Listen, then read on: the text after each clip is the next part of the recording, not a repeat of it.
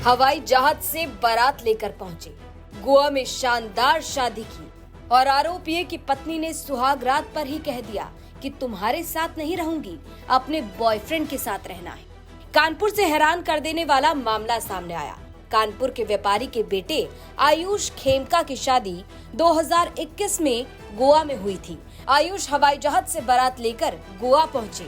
गोवा में शादी हुई और वहां पर शादी की पहली रात ही यानी सुहाग रात पर पत्नी ने कह दिया कि मैं अपने प्रेमी से प्यार करती हूं, तुम्हारे साथ पत्नी बनकर नहीं रह सकती।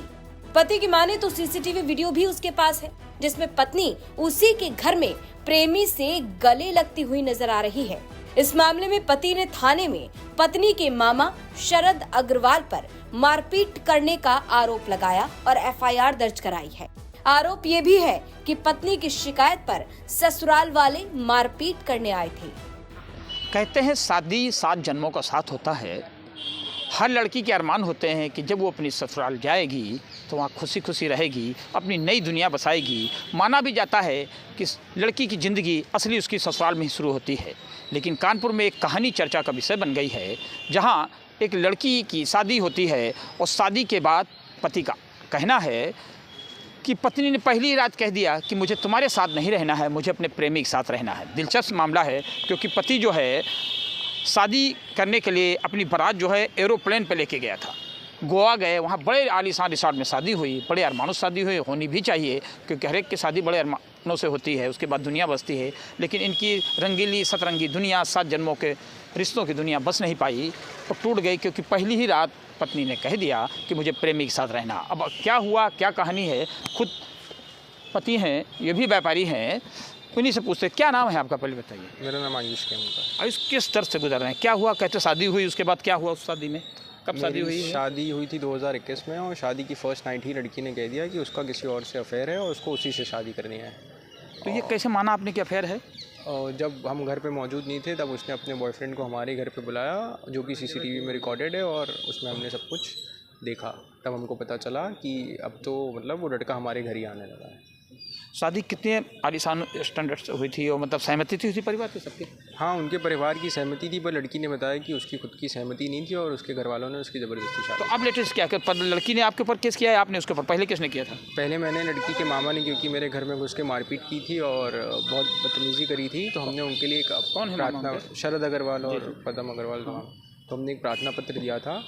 तो उसमें पुलिस ने हमारे ही बयान बदल के हमारे ही खिलाफ़ लगा दिए और उस केस में एफआईआर लगा दी। फिर उसी दौरान उन्होंने मेरे ऊपर भी दहेज के और तमाम मुकदमे, धाराओं में मुकदमा किया था। तो क्या आपने देखा कि पत्नी के संबंध दूसरे प्रेमी से हैं? कैसे? हाँ, सीसीटीवी फुटेज में सब रिकॉर्डेड है।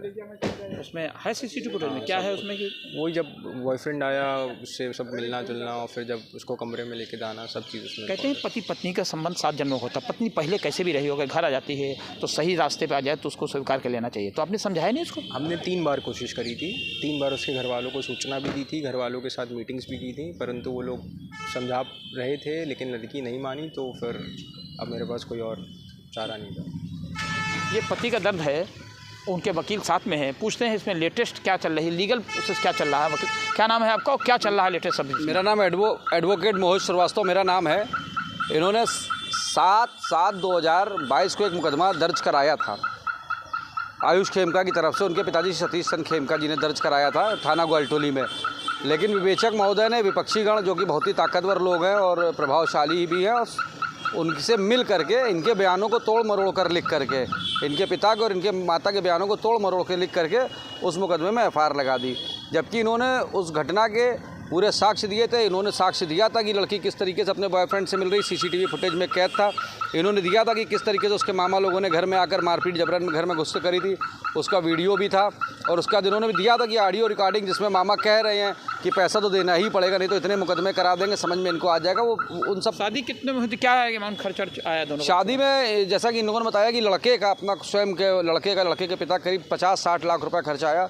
बड़ी आलीशान शादी हुई थी, हवाई जहाज़ से यहाँ से बुक करके गोवा पूरी बारात 200 लोगों गई थी, थीम पार्टी हुई थी, वहाँ पे बहुत बड़ा रिजॉर्ट, बहुत 5 स्टार होटल बुक करे गए थे। क्या चल रहा है, उनकी तरफ से कितने पैसे हैं? उन्होंने इनके ऊपर एक मुकदमा दहेज के साथ साथ 377 का प्राकृतिक संबंधों का छेड़छाड़ का, इनके रिश्तेदारों पर छेड़छाड़ का मुकदमा दर्ज करा दिया था, जिसमें लगभग सभी धाराओं पे पुलिस ने ख़त्म कर दी हैं और अभी उसकी विवेचना DP एक्ट में केवल जो है चार्जशीट लगा दी थी, जिसमें अभी विवेचना समाप्त हो चुकी है और माननीय न्यायालय में है वो। तो देखिए, पति पत्नी के 7 जन्मों की उस सतरंगी दुनिया में 7 रंग के ये कलयुगी पेच ऐसे फंसे हैं कि पति का कहना है कि पत्नी ने पहली रात मुझसे कह दिया मुझे प्रेमी के साथ रहना है, इसके बाद उनके घर के CCTV फुटेज में प्रेमी के साथ नज़र भी आ रही है। हर बालिग लड़की का, हर महिला का बालिग है अगर वो, तो उसका संवैधानिक अधिकार है, वो किसी के साथ भी किसी भी तरह के अपने संबंध रख सकती है। लेकिन एक पति पत्नी जहाँ मर्यादा के रिश्ते होते हैं, वहाँ इस तरह के संबंध, इस तरह के रिश्ते कम से कम शादी के बाद कोई पति अपने घर में बर्दाश्त नहीं कर सकता। इस मामले में दोनों पक्षों से मुकदमे हैं। कौन कितना सच है, कौन कितना सही है, ये तो अदालत तय करेगी, पुलिस तय करेगी। लेकिन ये कानपुर में पति पत्नी के बीच अंतरंग संबंधों को लेके टकराव का ये मुद्दा चर्चा का विषय बना है। पति का आरोप है कि मेरे मामले में कुछ नहीं किया जा रहा, उल्टा उसी को फंसा दिया गया है। वहीं पत्नी की तरफ से दहेज का मुकदमा जूही थाने में दर्ज कराया गया है। यानी दोनों ने एक दूसरे पर मुकदमे दर्ज कराए हैं और दोनों ही मुकदमे अपनी अपनी जगह चल रहे हैं। लेकिन ये मामला अपने आप में सुर्खियों में बना हुआ है। अब इस पर आपकी क्या राय है, ये हमें कमेंट बॉक्स में जरूर बताएं। कानपुर से रंजय सिंह की रिपोर्ट, UP तक।